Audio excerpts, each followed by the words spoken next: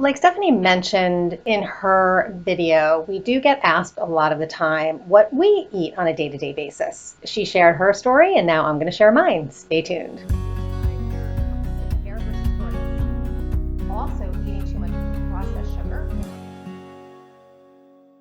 Hi, I'm Jane. I am not joined by my partner Stephanie today because today is more about what I eat in a day. And if you want to hear what Stephanie eats in a day, you can go to her video. To give you a little bit of background, well, I've been a nutritionist for many decades, starting in my early 20s. It's what I went to college for. I've been through many iterations of what I've eaten through the years. And to share a little tidbit, when I was in my early 20s, I actually was on like a Pritikin style diet, which if any of you know is extremely low fat, very high in carbohydrates. And I remember trying to have less than 10 grams of fat a day. If I think about that now, it's totally outrageous because I probably eat about 60 or 70 grams of fat now. And it's just interesting how trends and themes change over the years. But I think I've settled into pretty much how I feel like I'm going to eat for the rest of my life. I am not a vegan or vegetarian. I like all kinds of meats and fish and chicken, and I feel best eating that way. So I do incorporate them into my eating plan, along with a lot of plant foods as well. I would say my biggest challenge, I don't crave a lot of sweets, but I do love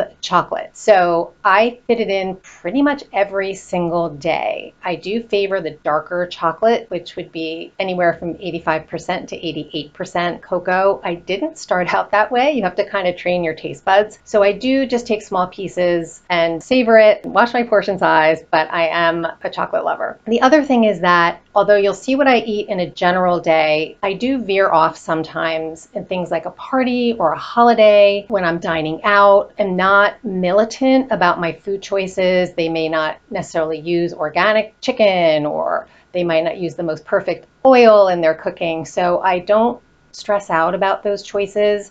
I might have a little bit smaller amount of something. I might seek out vegetables and, at a party or buffet and try to fill up on some of those, but I don't really want to feel like I'm super restricted all the time. I make the best choices that I can when I'm out. Again, I'm not 100% perfect, and nor should anybody aim to be that way. So as far as my meals, for breakfast, Stephanie is the smoothie queen. So she's having them, if you've heard her video, almost 365 days a year. I also love smoothies and smoothie bowls, but I tend to just have them in the warmer months. I don't really crave something cold, or I don't want something cold when it's cold outside. So smoothies are more my go-to in the summer months or early fall or late spring. And I usually incorporate a really good protein powder. My favorite go-to is called Genuine Health.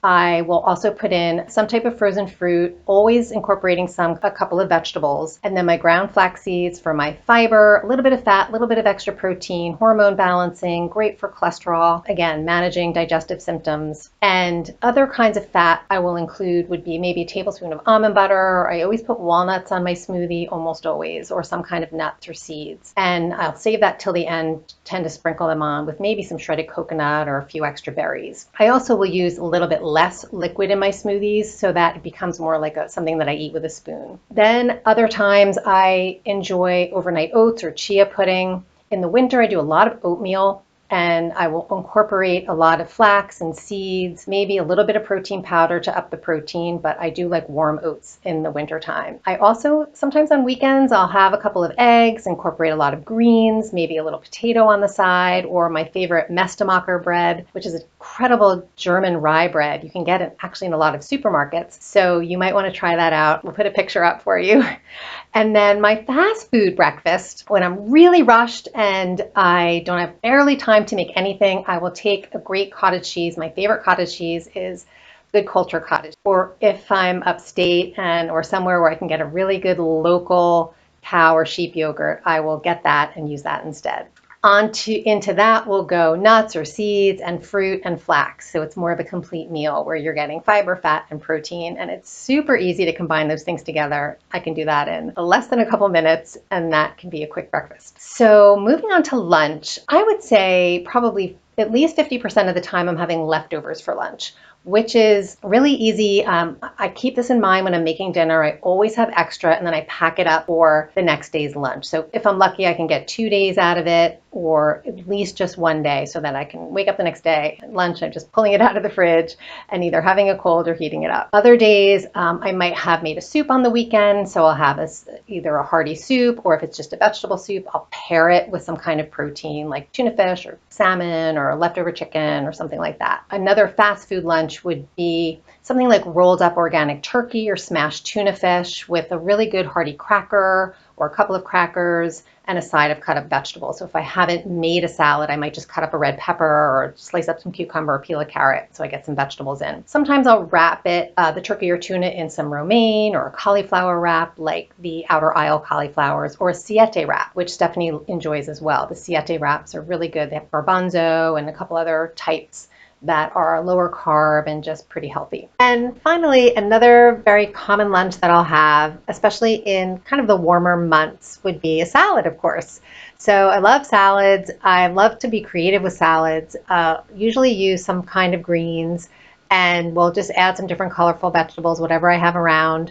I always incorporate protein into my salad, whether it be leftover meat, chicken, fish, or like sliced up turkey or chicken from organic slices that I can find in the deli, like from Applegate Farms or something like that. I like to incorporate some crunch, whether it's through vegetables. I like Carrington Farms croutons, so I'll take 2 or 3 of those and sprinkle them on. I also like to include a sprinkling of pumpkin seeds or walnuts to give some extra crunch. Sometimes I'll include some avocado. It's nice to be creative with salads because they can get really boring, and you just want to make sure that you're getting some good variety in. And also, to be filling enough, you want to make sure that you're getting the protein in and some fat. And in terms of dressing, I will use homemade most of the time if I'll have something made in advance. Or if I don't and I'm in a rush, I usually almost always have a bottle dressing on hand. And the only dressing I use bottled would be something called Primal Kitchen. They use only avocado oil as their main oil, and very clean, just safe ingredients. There's no added sugar, and they're really delicious. There's lots of different flavors. And there's also Bragg's salad dressings, which uses olive oil as their only oil. So those are a good option too. So that's lunch. So then moving on to dinner, I will have some kind of protein. Most nights, I would say it's some type of meat, chicken, or fish. We'll have half plate of vegetables, and often we will include a starch with dinner, whether it's like a purple or red potato, some quinoa, some wild rice. That is maybe a quarter of my plate. And then the protein is also about a quarter of the plate, and then the vegetables take up half the plate. Usually aim for a variety of vegetables. I like to bring a lot of color into my plate. We always talk about painting your plate, so I'm looking for things that are red, blue, green, yellow, orange, purple. You can kind of distribute those colors throughout the day, whether it's in breakfast, lunch, or dinner. Sometimes we have pasta. I really like the bean or lentil pastas because they bring more protein in. This might be a vegetarian meal where I'll also incorporate some sauteed vegetables and mix it with the pasta. We'll do Instant Pot dinner some nights with like sort of a bean dish or a dal dish, or sometimes with meat and extra vegetables. Dinner, it's actually not my biggest meal, I would say, because I am pretty well fueled throughout the day. And so I don't feel like by the time I get to dinner, I'm really, really hungry, especially because we tend to eat dinner on the later side. So I do most days include a snack between lunch and dinner. So if my lunch is at 1 or 2 and my dinner's not till 7 or 7:30, I'm going to need something between then. So maybe around 4 or 5, I might grab a snack. And that could be anything from half an avocado sprinkled with salt and pepper to a piece of fruit and like an ounce of cheese, or some hummus on a cracker, or almond butter on a cracker, or almond butter and apples, something like that. Something whole food oriented, but satisfying enough to hold me till dinner. So after dinner, I usually don't eat anything. I practice a 12-hour fast, a minimum 12-hour fast overnight. Every once in a while, I hear my husband snacking in the kitchen when he's letting the dog out for her final outing.